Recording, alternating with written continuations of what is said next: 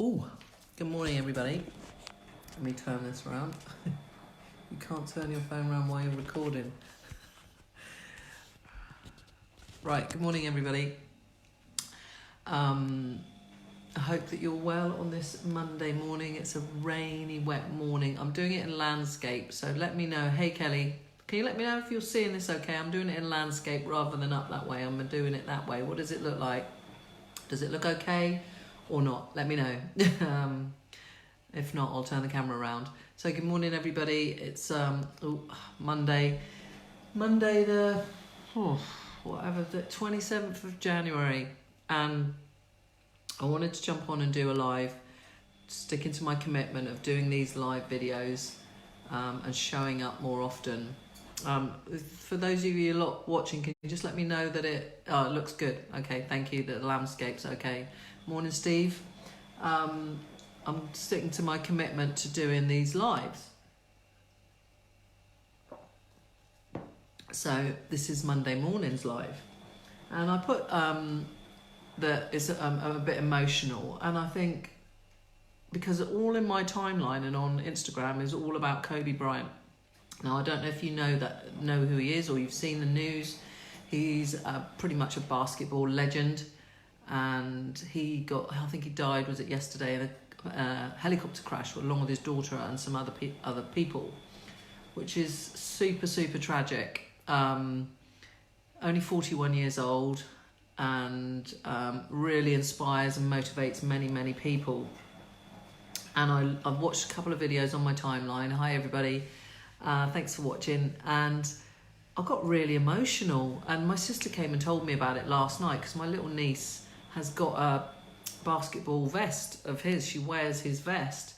And I think my sister felt a bit emotional last night as well. And it just makes you, I think when someone who's in the public eye like that dies way too soon, too tragic, in a tragic circumstances, it really affects a lot of people, even though you don't know that person. I don't know Kobe Bryant, and I'm pretty sure most people who are watching this don't know him. But you feel like you know them, right? Because they're in the media and you know so much about them, and we engage in their lives and that. So when something happens, it actually really impacts us. And so I've seen loads of posts of people feeling emotional, and it made me emotional. I feel emotional now, God. And I think it's because it makes me think back a time in my life when things have been really difficult and experienced, loss. And my sister's partner died 14 years ago, nearly 15 years ago, really suddenly, in a matter of a few days of becoming unwell. And at that time they were living in the same house as us, my partner and my two kids, with their 4-month-old baby. And that was horrific. I can't even describe, I don't even know how to begin to describe that. I've tried before, I just can't. And that's really, it's made me think about that and brought all that to the forefront, because when that happened, I had a lot of guilt around that because my kids got chickenpox, and that's what Tony died of. So there was a lot of guilt around that. But afterwards, and after the funeral and everything, that took quite a few weeks and everything, because we had to take the body back to Caribbean, all of that. Sorry. Whew. I think it made me reevaluate my life. What I was doing with my life, who I was as a person, how I showed up every day. And I think it made me a better person. And, I'm not sure that some people say there's an upside to everything. Obviously Tony dying left my sister as a single parent with a 4-month-old baby, which was an absolute blessing. but I think I changed as a person. I know I changed as a person. And it made me think about life and showing up every day. And so today, I think thinking about Kobe Bryant and his daughter dying and the other people that were in the helicopter, which, you know, I don't even know their names, it just brought all of that back for me and reminded me of, and made me think about what I'm now doing with my life. Like, Tony died 14 years ago. And in that initial few years, yes, I was like, right, you know, live my life. You never know when things are going to change, and you know, and some of that's worn off over time. And my dad is really sick at the moment, and I keep mentioning that. Maybe you know that, and he's in hospital, and that's really hard.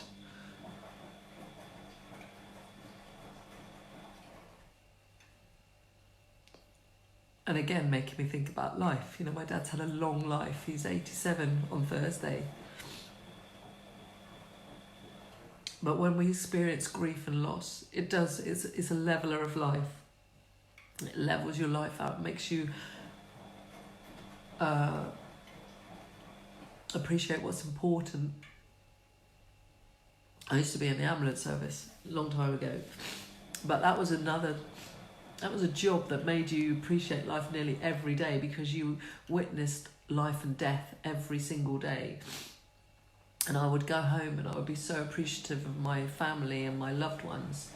And if only we could some way hold on to those feelings. I mean, you don't want to feel sorrow and sadness and grief all the time, but the feelings that we get when something tragic happens, and use it as fuel to drive us forward, to lead a good life, to be a good person, to show up as who we want to be, to go after the things that we want to go after.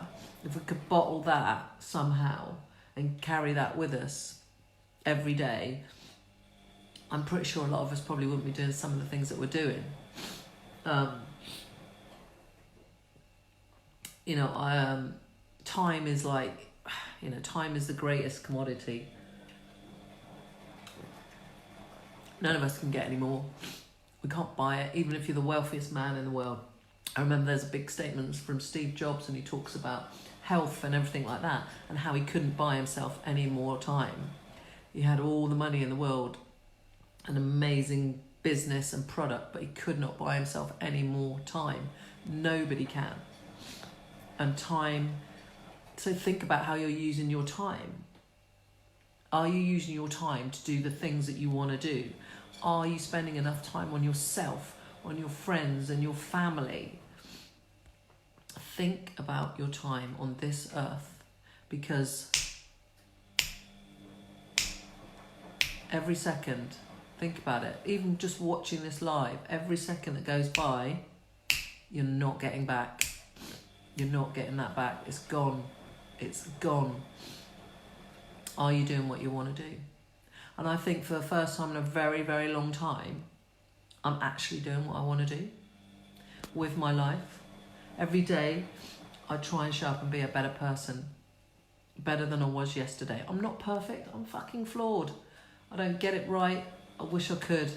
I say the wrong thing. I've done the wrong thing. I've hurt people when I didn't want to hurt people. I've, you know, made some really poor decisions in business and in life. But we all do. We all cock up. We all make mistakes. And you have to accept that and just move on with life. Move forward with life. So think about that today. Time. Every second that's ticking away is a second that you're not getting back. Are you doing what it is that you want to do? Are you spending your time with the people that you want to spend your time with? That's what I would ask you to think about today. So this isn't a post about, you know, coaching and motivation and personal development. I guess it is about personal development, actually, because what I want for everyone and everyone I work with and stuff that I do going forward, I want them to have the best life. I want them to reach their peak potential, capabilities, whatever you want to call it. That's what I want to do. That's what I'm passionate about, and I feel like I'm actually putting it to good use. In the past, everyone knows I'm a positive person and I've got loads of energy. 100% of the time, no, I don't. but I do have a lot of energy. I am positive about life. I try and lead a positive life and lead a life where the glass is half full. And and I've helped loads of people in my time. I've helped people get into property investing. I've helped people, buy property, do up property. I've helped people in personal development. I've helped people in their business. And I love it. I love inspiring people, and I love standing up and talking in front of people. And I'm finally actually starting to pull together a really good business around that, and coaching, and hopefully run some masterminds and doing more speaking. And it absolutely is my passion. So whilst today feels really emotional and sad and brings up a lot of stuff, and maybe it has for you as well, actually I can look at myself in the mirror and know that I'm finally doing what I'm super passionate about, what I probably always wanted to do. And I just ask that of you. Are you doing what it is you want to do? Are you showing up how you want to show up? Are you developing yourself each day? Are you trying to improve yourself, your life? Are you spending time with the right people? Who are you surrounding yourself with? Because like I keep saying, every second that goes by, you ain't getting back. You just can't get it back. So sorry about the emotional video today. It's probably not used to that from me. I'm not used to it doing it myself. But I felt really emotional about the Kobe Bryant thing, seeing loads of people posting on their timelines, and it just brought up some stuff for me. So I wanted to share that with you. I feel like I'm finally doing what I really am destined to do, and I'm going to push forward and do more of that. There's a guy called Les Brown. He's a motivational speaker. You might know him, you might not. And I'm happy and really pleased to call him a friend of mine now. And he said to me that just go out and do what it is that you love to do, which I was talking to him about speaking and personal development and motivating people. And he said, you've got a great speaking voice. Go out and do what you love. Help people. And if you do what you love, and you show up doing it for free, eventually enough people will pay you to do it.